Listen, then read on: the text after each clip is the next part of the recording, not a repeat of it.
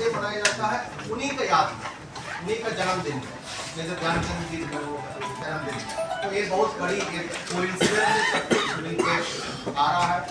और तीसरा हम यही कहेंगे कि इंडियन टीम के लिए ये हीरो एशिया कप बहुत महत्वपूर्ण रहेगा। और पिछले हिस्ट्री हम यदि बात करेंगे, ये 12th एडिशन है। पिछले 11 एडिशन में यदि हम बात करेंगे तो 5 बार साउथ कोरिया जीत चुकी है और 3 बार इंडियन टीम जीते हैं और 3 बार पाकिस्तान टीम जीते हैं। और इस एडिशन में आपको India, Japan, south Korea, China, Kazakhstan, Bangladesh, 8 team भाग ले रही है। और कल से बहुत सारा टीम्स बिहार पधार चुके हैं। आज शाम 4 अभी 7:40 में चाइना का टीम गया एयरपोर्ट में, बोधगया एयरपोर्ट में लैंड कर रहे हैं। तो वो लोग गया से सीधा राजगीर चले जाएंगे। और पिछले बार की तुलना में यदि मैं बोलूँगा एसीटी विमेन हॉकी का तुलना में बोलूँगा, पिछले बार विमेन टीम को हम लोग को हराना पड़ा बोधगया में, और बोधगया राजगीर उन लोग को ट्रैवल करना पड़ा। हर मैच के लिए उन लोग को 1.5 घंटा 2 घंटा ट्रैवल करना पड़ता था। तो उसको हम लोगों ने दूर कर दिया। इस बार सारे टीम्स राजगीर में ही रुक रहे हैं। मुश्किल से 10-15 मिनट की दूरी पर मैच खेलने के लिए आएंगे। तो वो दिक्कत भी हम लोगों ने इस बार दूर कर। दूसरा, पिछले बार एक ही टर्फ था, तो इसलिए वहाँ पर वार्म अप सेशन हो या ट्रेनिंग सेशन हो उसी टर्फ में होता था और उसके बाद मैच वहीं पर कंटिन्यू होता था।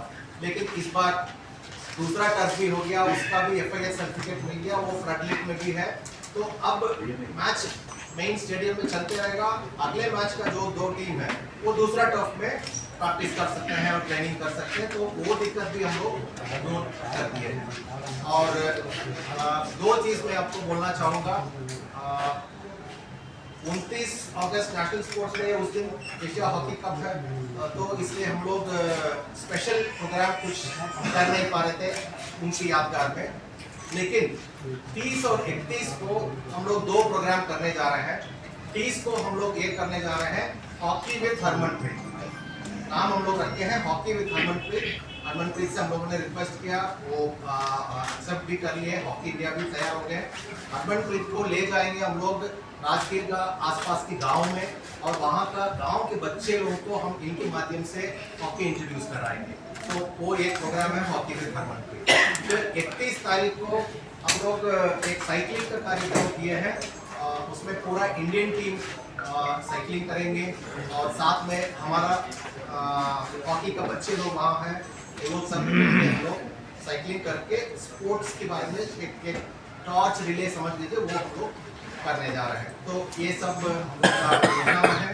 और 2 दिन रेस्ट डे है, 2 तारीख और 5 तारीख, 2 दिन रेस्ट डे है। उसमें एक दिन अभी हॉकी इंडिया तय करेंगे, उसमें हम लोग एक आधा दिन का sports workshop, hockey development, India में हॉकी डेवलपमेंट फर्दर कैसे लेके चलेंगे, how to be number 1 in the world, मतलब बहुत सारे टॉपिक्स में चर्चा करने जा रहे हैं। उस पर भी हम लोग काम कर रहे हैं। तो इस बार पिछले बार हम लोग को समय नहीं मिला था, तो इस बार हॉकी इंडिया और AFH दोनों मिलके ये काम हम लोग एक हाफ डे का वर्कशॉप करने जा रहे हैं।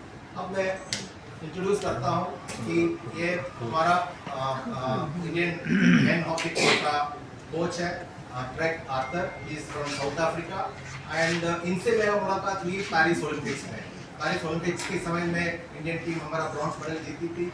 उस समय क्वार्टर फाइनल से लेके हमारा बैट हुआ था, और हरमनप्रीत से भी मेरा बैट पेरिस ओलंपिक्स के टाइम में ही हुआ था। तो इन लोग सबको स्वागत करते हैं बिहार गवर्नमेंट की ओर से और बिहार जनता की ओर से और आप लोगों की ओर से भी।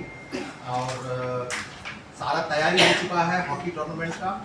एंड आप लोग से भी मेरा अनुरोध होगा, जैसे पिछले साल था वैसे आप लोग पूरा वो लेफ्ट साइड गैलरी आप ही लोगों का है, कोई नहीं रहेगा, सिर्फ आप लोगों के लिए है।